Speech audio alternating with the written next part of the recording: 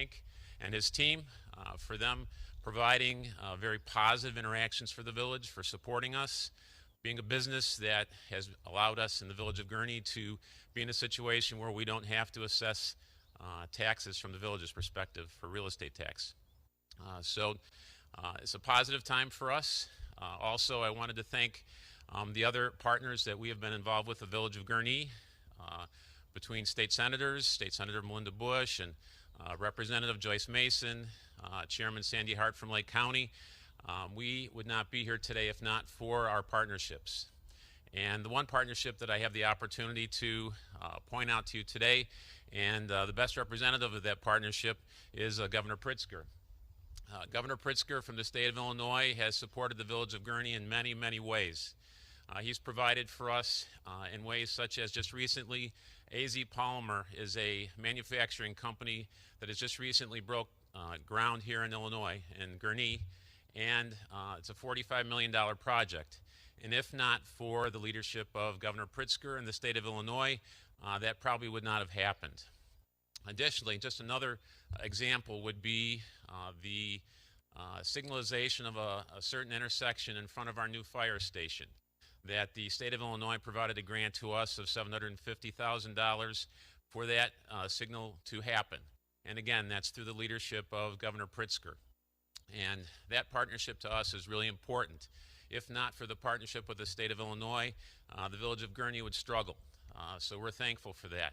So today, I'd like to introduce Governor Pritzker, and he has some good news for all of us. Thank you very much, Tom. Appreciate you. Thank you very much, Tom. And look, Mayor Hood, you're always a great host here in Gurnee, and I want to thank you for your leadership during these very difficult times over the last year or so. And a big shout out to our friends at Six Flags Great America, to the leader here, the president, Hank Salemi, and to his entire team. Thank you for giving us so much to celebrate today. Throughout the pandemic, Six Flags has been all in for the state of Illinois, putting the health of workers and visitors first. I know it's been a difficult year, really, for everyone, but especially for businesses like Six Flags. But that just makes this more exciting today, and it's very exciting to be back at the park. Thanks to the life-saving power of vaccinations, it feels once again like summer is in the air. For many people, the protection from COVID-19 is more than enough reason to get vaccinated, because it makes living your life and safely visiting places like Six Flags so much safer. And I count myself among those. But I also know that other people might need a little bit more of an incentive.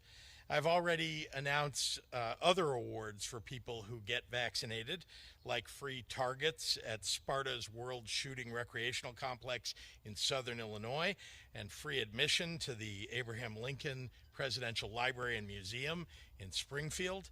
Today, thanks to our incredible partners here at Six Flags Great America, we offer our latest Summer Fun Award for getting vaccinated.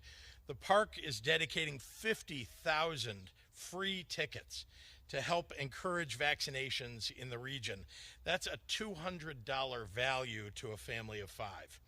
And that's not all. To make getting vaccinated and getting your ticket as convenient as possible, our National Guard vaccination teams will be setting up shop right here at Six Flags Great America starting the first weekend of June. And if turnout is high, we'll be back for more. We'll also be sending thousands of tickets to local health departments in the Six Flags region to help encourage vaccinations in the ways that best meet the needs of the community. That includes equity mobile initiatives targeting neighborhoods with lower vaccination rates, setting up clinics at schools, and incentivizing full family vaccinations. And to ensure these tickets are reaching kids and their families whose communities have historically seen less investment, we're also partnering with the Michael Reese Health Trust to bring these tickets and these vaccines directly into neighborhoods that need it most, and doing so in a hyper-local, culturally competent way. With the recent announcement that the Pfizer vaccine can be safely given to middle and high schoolers as young as 12 years old, Six Flags' generous commitment couldn't come at a better time for families looking for a fun summer activity. Our fight to stay safe and to protect ourselves isn't over, but with each day and with each dose, we move closer and closer to putting this pandemic to an end for ourselves, for our loved ones, for the world. Already, more than 5.8 million Illinoisans have done their part to get protected. It's not too late to join them. If you're ready to get vaccinated, just go online and visit coronavirus.illinois.gov or call our vaccination hotline at 833-621-1284, or stop by your local pharmacy or your doctor's office, or just come right here to Six Flags Great America the first weekend of June. So thank you, and with that, I'm very proud to hand it over to the man of the hour, a great partner in our quest to vaccinate all of Illinois, Six Flags Great America President Hank Salemi. Hank?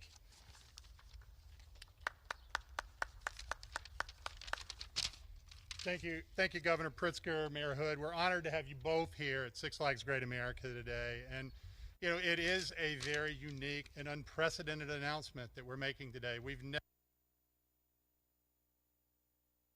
that we have donated $4 million worth of tickets, 50,000 tickets that can be used at Six Flags Great America, Six Flags Hurricane Harbor Chicago, or Six Flags Hurricane Harbor Rockford. We have a park just down the road that we never want anybody to forget about, and we're so excited to be partnering for such a very, very important initiative. And you know, look, you know, as we make our commitment to our guests, we try to deliver world-class service, thrills, everlasting memories, and we're dedicated to making a presence in our communities as well.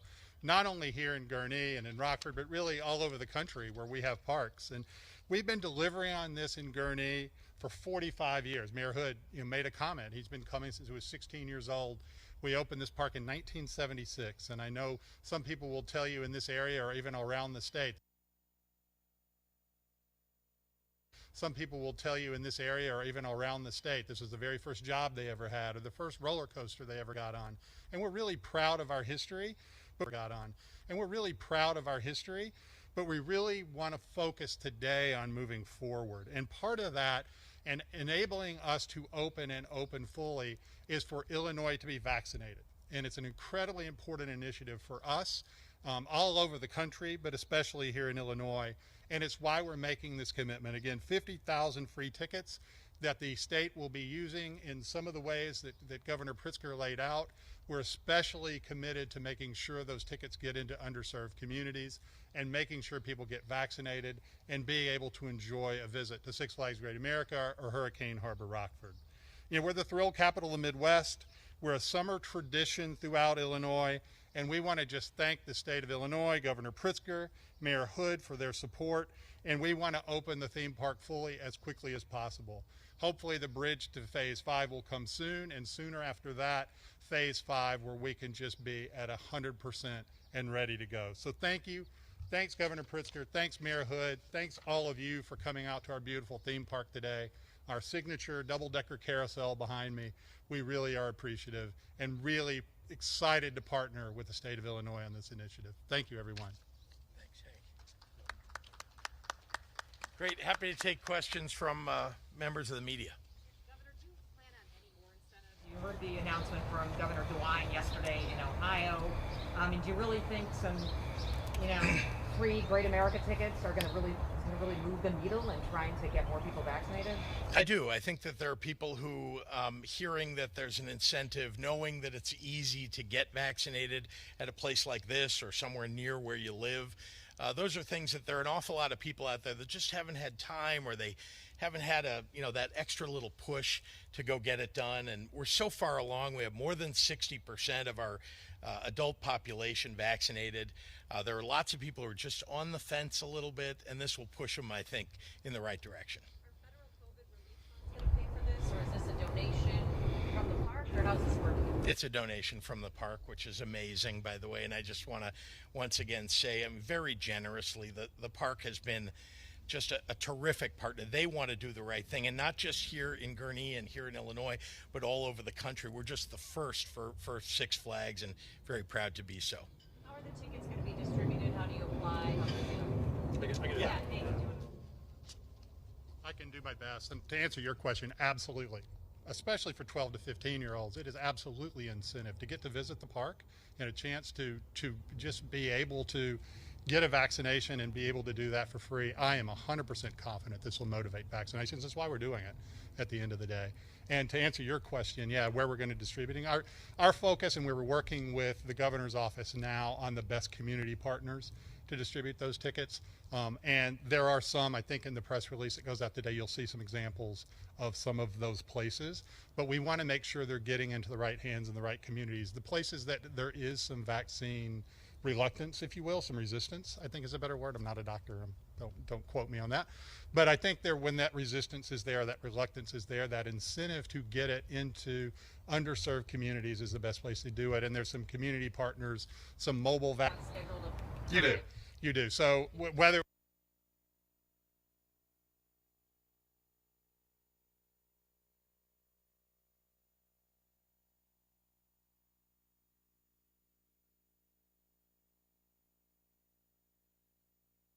right now, based on the amusement park guidelines in the phase 4 of the state of Illinois. So we can't in advance at sixflags.com enter in a ticket right now based on the amusement park guidelines in the phase 4 of the state of Illinois. So we can't in advance at sixflags.com enter in a ticket.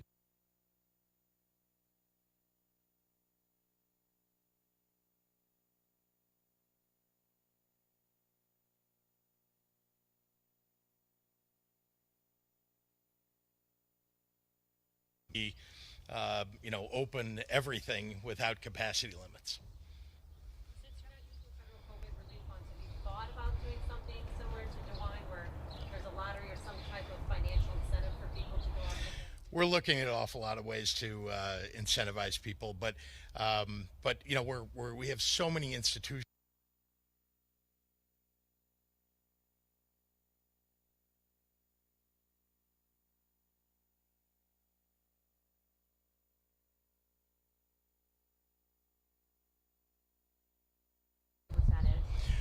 Well, of course, we have a pretty good idea. We know that communities of color, unfortunately, have been less likely to get vaccinated. We've tried to make it more available than ever before, but throughout the vaccination period that we've been in, and of course,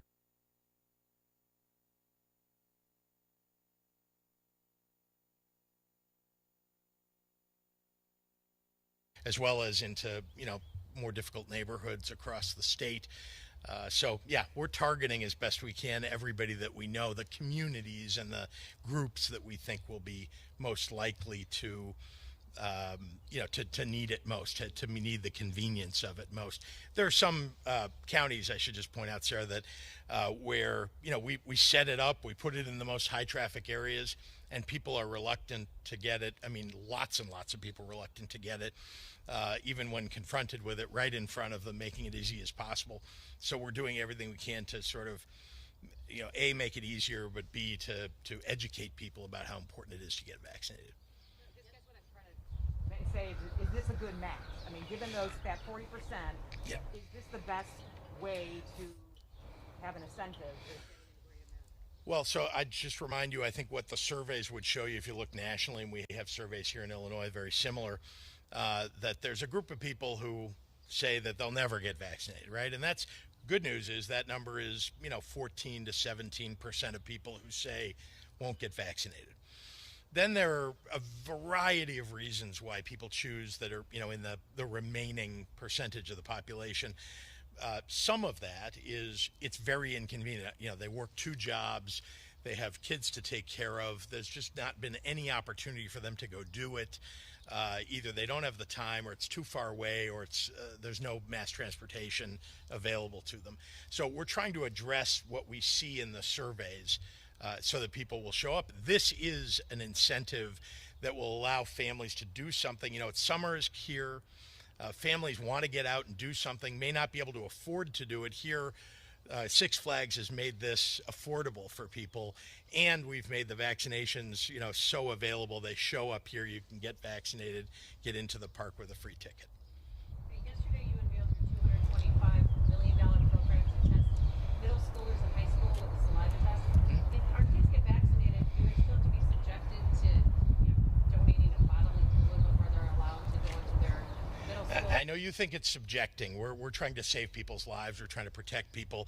We want people who feel like they want to get tested to get tested. That includes teachers, administrators, the people who work in the cafeteria at schools.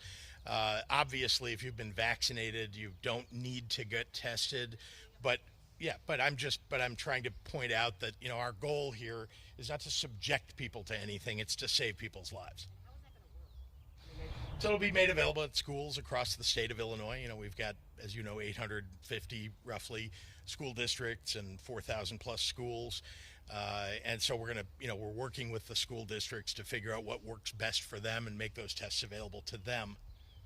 And then can you explain the whole bridge phase and what happens during this bridge phase? Yeah, sure. Basically, as you know, we've had percentage capacity limits across the state. They've increased. The capacity limits have increased over time. When we got to phase 4, it's about 50% for most things, and I'm not going to be able to give you each detailed piece, but it's mostly 50% in many of the crowded kind of locations, right? Retail or bars and restaurants and so on.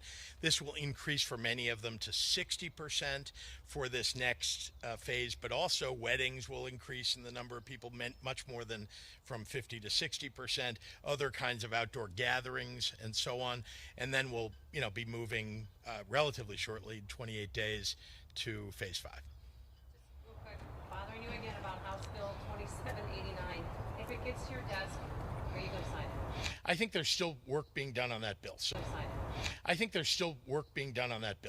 the answer is we'll have to see how it turns out from the legislature. Yeah. And then can you talk about the scores? I have a few questions boards and bridge phase. Yeah, I did want to talk about this, and I appreciate you raising it. So I'm happy to say that we worked with both the Sox and the Cubs and of course the city of Chicago as well, to make sure that at the next home games, they'll create a section in each of those ballparks for those who've been vaccinated. It'll allow the higher capacity. The teams can fill all of those seats. And again, for those who've been vaccinated in those sections. And then, this not only allows the stadiums to increase capacity, but it also encourages people to get vaccinated because there'll be more seats available to them. And that to us is a big win-win. Fans will still need to wear masks because there'll be people in the ballpark who are not vaccinated still and people who are. But the stadium capacity, just to remind you, up to now, and again, Sarah, you asked about, what does it mean in each of these phases?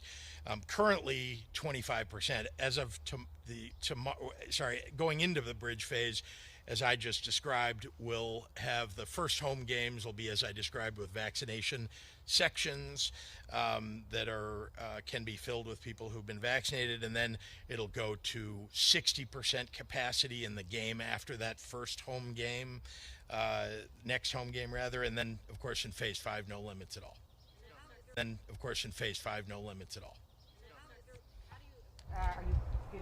What's the proof that people are vaccinated? People are obviously offering that at when they come to the ballpark. They have the ability to say whether they're vaccinated, to show a vaccination card. But I mean, what you've worked out with The ballparks are making that decision for themselves, what they'd like to see, or how they'd like that to be proved to them. But there's no requirement on the part of the state or the city for a specific showing. So this is huge news. So the vaccinated people are not going to count for the capacity. Right, in the current phase, that's right. As you know, we have 25% capacity. That's today, really, right? We'll be moving to 25% capacity plus everybody who's been vaccinated in the sections that they've been designated by the stadiums. And then in the bridge phase, after that first game, basically, after that first game home, they'll move to 60% capacity. And then phase 5, which is 28 days from tomorrow, they'll move to full capacity. It's also the case for amusement parks where it's 25% now. In the bridge, it'll go to 60%, but there's no vaccination special it's Yeah. 25 to 60%. And this is, as you know, there's a big difference, right? People are sitting next to each other in a stadium, and so we're being extra careful just to make sure that we don't see outbreaks. Thank you.